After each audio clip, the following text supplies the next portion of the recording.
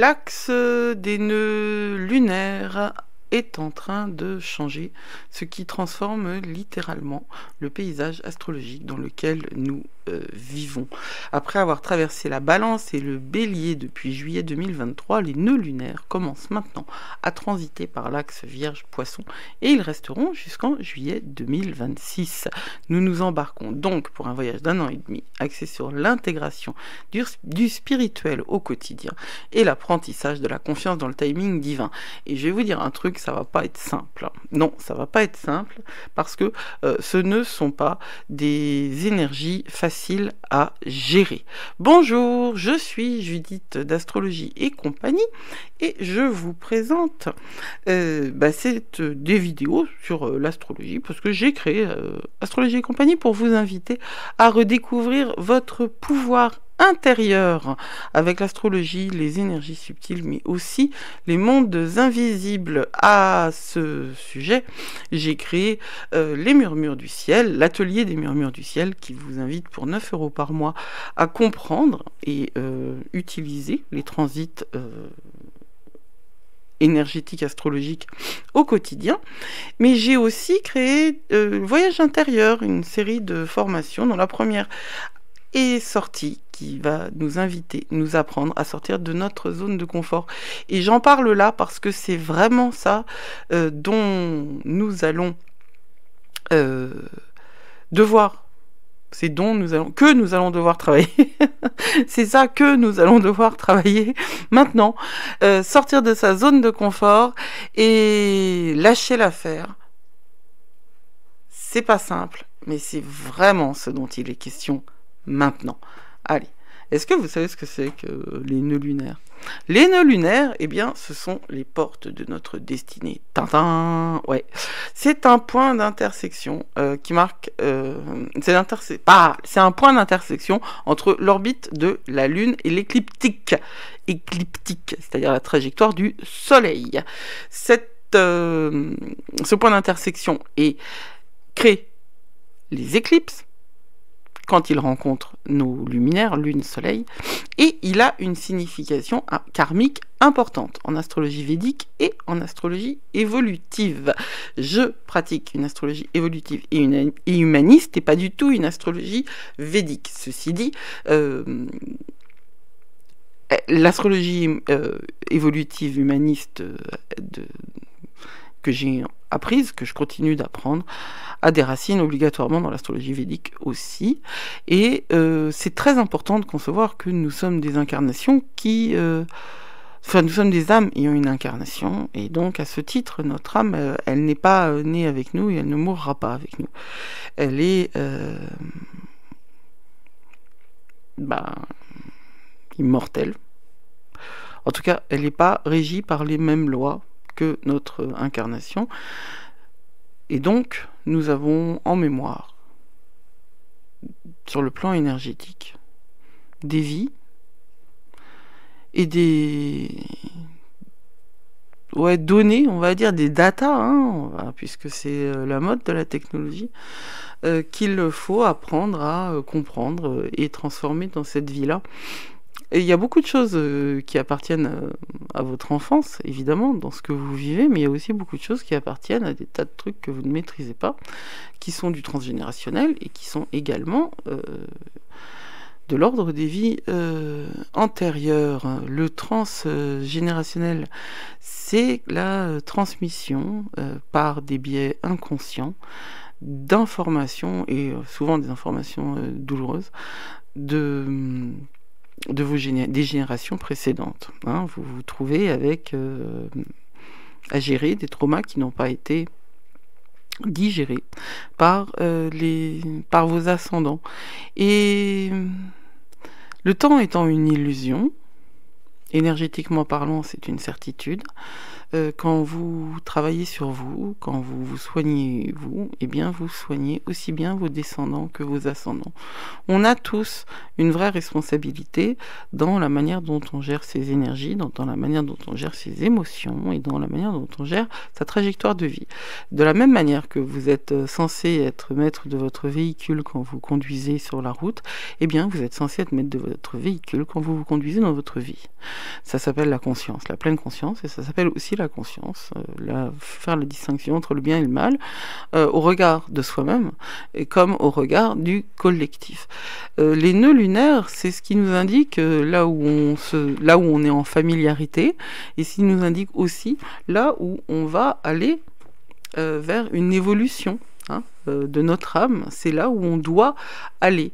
Alors, le nœud sud, c'est ce qui correspond à la zone de confort, entre guillemets, parce que, comme je l'ai expliqué dans une vidéo récente, la zone de confort n'est pas du tout un espace confortable, c'est un espace familier, et il faut faire la différence entre les deux, mais c'est également un espace de stagnation, et j'en parle dans une formation qui est accessible dès maintenant, une mini-formation, qui pourtant vous donne des clés très puissantes, pour entrer dans l'alchimie de l'épanouissement et sortir de cette zone de confort qui est une zone de stagnation en vérité. La stagnation, c'est la mort, énergétiquement parlant. Vous trouverez toutes les références dans la description de cette vidéo. Le nœud nord, eh bien, c'est là où les leçons de vie nous dirigent et là où nous devons aller. Il y a deux manières de calculer ces nœuds, une manière qu'on dit vraie, qui est arithmétiquement, juste, parce que voilà, puisque c'est un point mathématique, puisque c'est un point mathématique, il est facile de le calculer. Et puis il y a le nœud moyen qui fait en fait une moyenne et qui est celui que j'utilise. En termes de nœuds vrais, le passage a eu lieu le 11 janvier. En termes de nœud moyen, ce sera le 29 janvier. Dans les deux cas, c'est maintenant. Et c'est maintenant que ça se joue. L'entrée des nœuds lunaires en Poisson et en Vierge va être particulièrement pertinente pour tous ceux d'entre nous qui ont des placements dans les signes mutables. Et surtout ceux qui ont évidemment des nœuds en Poisson et en Vierge, ils vivent ce que nous appelons un retour nodal ou nodal inversé, si c'est l'inverse. C'est quand même à noter que pour ceux qui ont les nœuds natals en Poisson et en Vierge, eh bien, ils sont sur le point d'entrer dans une période karmique de leur vie, caractérisée par une forte pression évolutive, des changements inattendus de destin, d'opportunités, de croissance. Alors, on a vu que ce sont des portes du destin et qu'elles nous indiquent un chemin évolutif du passé, de nos vies passées et du karma, pour aller vers l'inconnu, l'inconfortable. Et c'est pour ça d'ailleurs que j'ai créé cette formation, pour vous aider à sortir du confortable, qui n'est pas confortable, qui est juste familier, grâce à l'astrologie, parce qu'avec cette formation, vous voyez aussi dans votre thème quels sont les points énergétiques qui sont confortables, entre guillemets, et de quelle manière vous pouvez travailler avec. Nous avons vécu depuis 1 an et demi dans un axe nœud sud, balance, nœud nord, bélier, qui a mis en lumière nos modèles relationnels et notre parcours de maturation relationnelle. Ça nous a mis au défi de répondre aux tendances à la codépendance et à cette volonté involontaire de plaire aux autres tout le temps. Le nœud balance en sud reflétait une tendance générale à s'appuyer sur les relations comme moyen d'obtenir cette validation, cette assurance et cette sécurité que nous devrions en théorie avoir en nous et trouver en nous. Nous avons été mis au défi de reconnaître à quel point certaines relations et certaines façons d'être en relation ne soutiennent plus notre croyance, même si elles peuvent encore représenter évidemment une source de confort et de sécurité. Mais il est clair maintenant que nous devons trouver une véritable harmonie entre cette indépendance et l'indépendance violente du bélier et la codépendance pathologique potentiel de la balance. Ça, on l'a vu, on l'a analysé, on l'a regardé. Maintenant, on sait qu'il faut honorer nos besoins et nos désirs pour nous engager dans un parcours de mise à jour personnelle, qui est le parcours du développement personnel que j'essaye de proposer avec Astrologie et compagnie. Alors les projecteurs, ils se déplacent de l'axe bélier-balance vers l'axe vierge-poisson, et du coup, l'accent est mis maintenant sur notre relation au travail, au service, à la spiritualité, ainsi que sur notre parcours de santé et de guérison. Le nœud sud en Vierge. Le transit du nœud sud à travers la Vierge va soutenir notre volonté d'aborder d'absorber le travail, ouais, carrément. Ça, c'est l'histoire de ma vie. D'aborder le travail avec dévouement et dévotion. Enfin, c'est l'histoire de ma vie. J'ai quand même passé beaucoup de temps à rien foutre, hein. Mais comme tous les stakhanovistes, enfin, je veux dire, comme tous les atypiques et comme tous les hyperactifs, c'est très très hétérogène, à la fois mon énergie et à la fois ma relation au travail. Je suis très curieuse de voir de quelle manière je vais le vivre personnellement, ce voyage-là. Et ouais, je suis très curieuse. Et en fait, les mots que j'ai choisis, moi, pour l'année 2025, c'est dévouement et dévotion. Et je trouve ça rigolo. Enfin, je trouve pas ça rigolo parce qu'en fait, c'est très très lié. Évidemment que c'est lié. Mais ce transit du nœud sud à travers la Vierge, il va justement soutenir notre volonté d'aborder le travail avec dévouement et dévotion. Ça va nous motiver à améliorer la fonctionnalité et l'efficacité dans notre vie quotidienne. Parce que la Vierge, c'est aussi la maison 6 et que c'est aussi donc la maison de la vie quotidienne, des routines et des systèmes. Ça va augmenter notre conscience de la connexion corps-esprit et de la valeur de la santé. Et ça, c'est vraiment un de mes chevaux de bataille, ce qui me paraît vraiment le plus important et qui est en train de régresser, c'est cette notion d'holistique.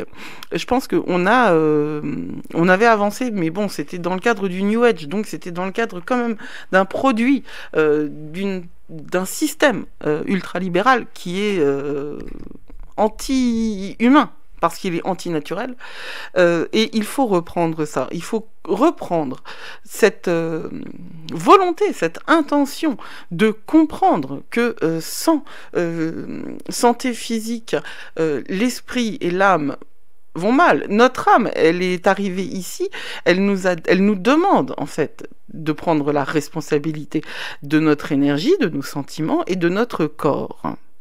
C'est à nous, chaque individu, de faire les choix qui sont les plus en accord avec la santé. Et les 18 mois qui arrivent là vont insister là-dessus.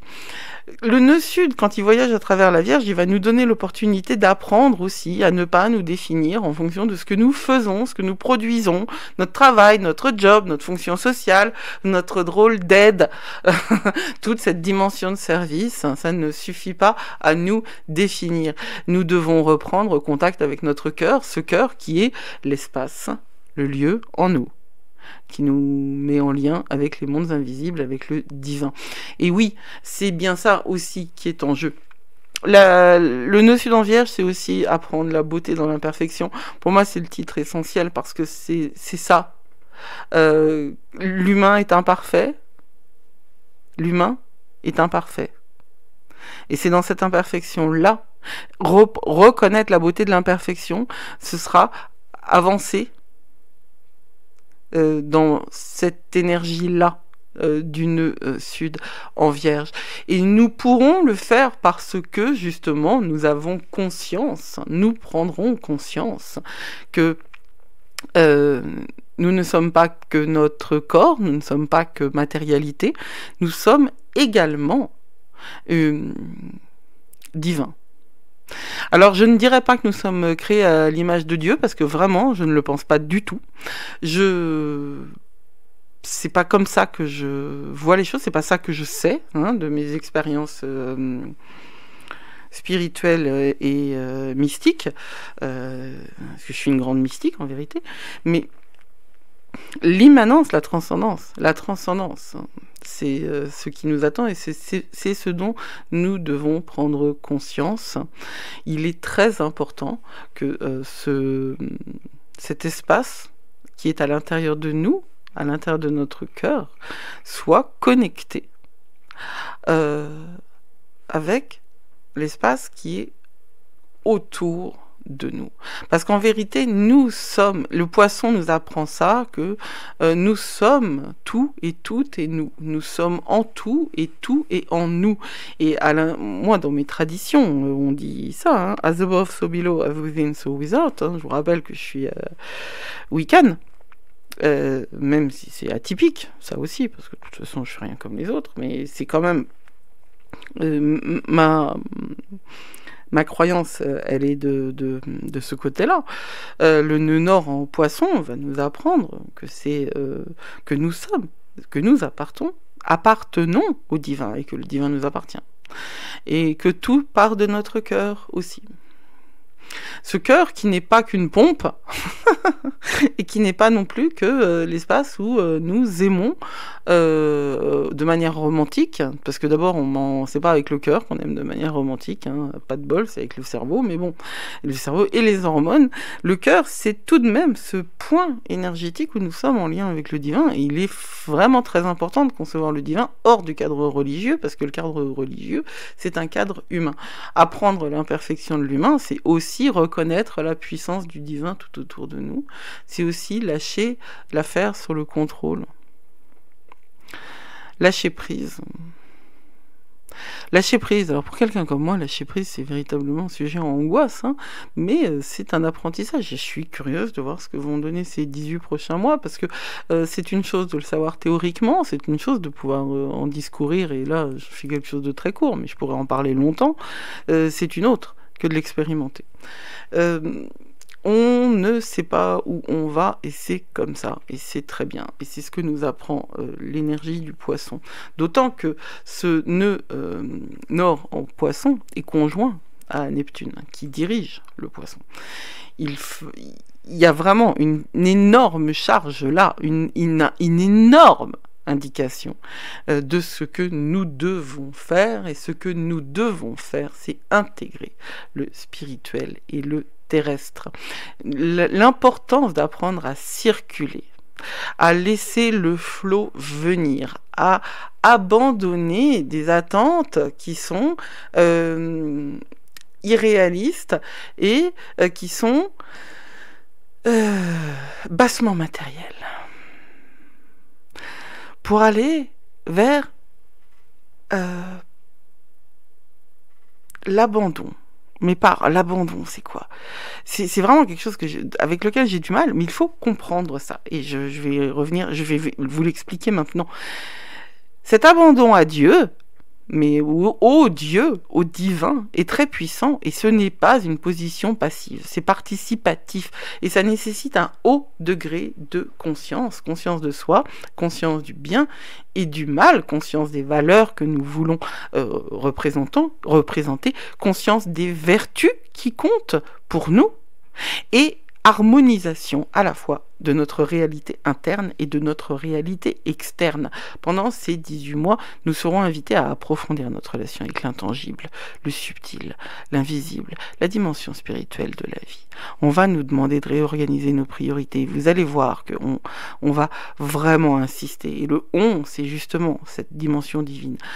Gardez à l'esprit que c'est fondamental de prendre soin de votre santé spirituelle, émotionnelle, et pour avoir une bonne santé physique et mentale. Neptune donc est à 27 degrés du signe, il est déjà en conjonction avec le nœud nord, et elle est active, et elle continuera d'être active au cours des 4 prochains mois, ce qui va exacerber et souligner cette invitation à incarner l'énergie des Poissons. Cette conjonction Neptune-nœud nord nous offre une invitation à nous adoucir, à nous ancrer dans la foi, à croire au fond de nous que tout s'aligne et tout se déroule comme prévu. Et il faut aussi apprendre à accepter que ce qui a pris fin dans nos vies se dissolve. Ces voyages-là, c'est ça sur quoi je compte, j'insiste le plus, et c'est ce qui va faire l'objet de tous les apprentissages que je vais partager durant 2025, tout ce qu'il y a dans Voyage intérieur, tout ce qu'il y a dans l'atelier des murmures du ciel, tout ce qu'il y a dans l'atelier des magies de la lune qui va ouvrir à la nouvelle lune en bélier, c'est justement l'intégration du spirituel et du terrestre, c'est justement de prendre en compte que le spirituel et ce qui se passe au quotidien ne sont pas séparés mais profondément liés. Ce transit-là, il va nous encourager à intégrer notre pratique spirituelle dans notre vie quotidienne et à aborder nos routines et tâches banales avec dévotion, dévouement envers nous-mêmes. Parce que c'est en commençant par nous-mêmes que nous pourrons servir l'humanité. La vie quotidienne, euh, elle ne peut être dénuée de spiritualité. Et la spiritualité, c'est quelque chose qui existe indépendamment des religions. La spiritualité, c'est la compréhension. Commencez. C'est 18 mois le voyage, hein, donc commencez par respirer d'abord. Parce que cette respiration-là, c'est une manière de reprendre conscience de notre corps ici et maintenant. Et regardez autour de vous, quelle est la place que vous laissez à la spiritualité, à cette immanence, à cette transcendance. La transcendance, ce n'est pas... il faut réellement travailler la spiritualité, une hygiène spirituelle. Ça aussi, ça fait partie des chapitres qui vont apparaître dans Voyage intérieur, cette notion d'hygiène spirituelle. Parce que sinon, on risque de partir dans l'évasion.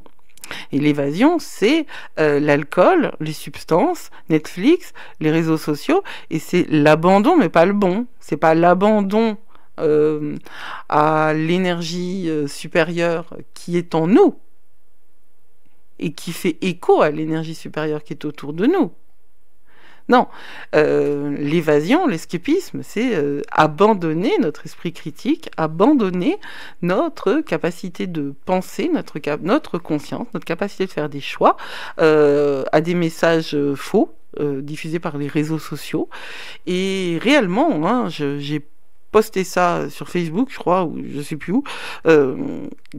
Faites très attention aux réseaux. Là, faites très attention. Il y a énormément de mensonges. Pur et simple, hein. C'est la base quand même du message de Trump, hein, de dire que que c'est parce que les démocrates interdisent l'accès à l'eau pour sauver un poisson qu'il n'y a pas assez d'eau pour... alors que non, ce sont des multimilliardaires qui ont essayé de capter une partie des ressources en eau. Tout ça... c'est des épiphénomènes, mais malheureusement la destruction de la Californie, c'est pas un épiphénomène. Et ce à quoi il faut faire très attention, c'est à notre boussole intérieure. Soyez en lien avec votre boussole intérieure et comprenez que cette boussole-là, elle se réajuste au quotidien dans vos activités spirituelles, et dans le fait d'être dans la conscience, et dans le fait de choisir des bonnes manières de vivre et de dépasser les moments compliqués sans vous mettre la tête à l'envers tout le temps, sans fuir. Nous ne devons pas fuir, nous devons faire confiance. Le profond lâcher-prise, il va avoir un visage différent pour chacun d'entre nous. Mais il est d'autant plus facile que nous sommes dans un trajet de pleine conscience et que nous sommes dans un trajet de connaissance du milieu énergétique dans lequel nous vivons. Réellement, je vous invite à rejoindre l'atelier des murmures du ciel, c'est 9 € par mois. Vous avez des mini-horoscopes qui vous donnent les énergies générales. Vous avez un agenda, vous avez aussi des livrets de transit avec maintenant, à partir de février, un live mensuel. Tous les premier jeudi du mois, il y aura un live durant lequel vous apprendrez à utiliser les cahiers de transit. Alors au bout d'un moment, vous n'aurez absolument plus besoin. D'ailleurs, c'est même pas au bout d'un moment. Hein. Vous pouvez tout à fait les utiliser dès maintenant sans live. Mais si vous avez le moindre doute, vous pouvez regarder le premier live et ça vous suffit. Mais au moins, ça vous permettra de poser des questions auxquelles je répondrai. Et c'est le compagnon idéal pour 2025 à un tout petit prix. Et puis donc à la nouvelle lune en Bélier le 29 mars, nous allons commencer ensemble un voyage avec la lune grâce à l'atelier des magies de la lune. Inscrivez-vous sur la liste d'attente. Ça correspond parfaitement aux énergies de cette année et ça vous donne les moyens de faire confiance. Parce que tout planifier dans le détail, c'est faire fonctionner la Vierge en nous. Et la Vierge, c'est ce que nous devons lâcher. En revanche, elle nous apprend quand même, parce qu'elle nous porte, hein, c'est le vent qui nous porte à respecter Saturne. Et Saturne, c'est la structure et la discipline. Et il va falloir travailler avec Saturne cette année. Réellement, il va falloir travailler avec Saturne. Et donc, accepter l'incertitude, c'est d'autant plus facile que nous avons une idée précise de là où nous voulons aller, même si nous pouvons lâcher sur les détails de la manière dont nous allons y aller. C'est ça qui est très important. Ne pas regarder juste le pas devant, mais regardez bien au-delà, levez la tête, regardez les étoiles, et la route se déroulera devant vous. Trouvez la beauté dans l'imperfection, et vous accéderez à l'intégration profonde de votre spiritualité dans votre vie quotidienne, et vous accéderez aux magies de 2025 qui vous permettront de vous réaliser pleinement en 2026, parce que ça va être encore une autre histoire en 2026. Ah. Et puis méditer. Ça aussi, on va l'apprendre ensemble dans Voyage intérieur. Ouais, j'en parle beaucoup de mes programmes, mais je suis super contente, je suis tellement contente de mettre en forme, enfin, tout ce que j'ai dans la tête depuis des années. Prenez soin de vous, hein, vous êtes plus fort que vous croyez. Blessed be.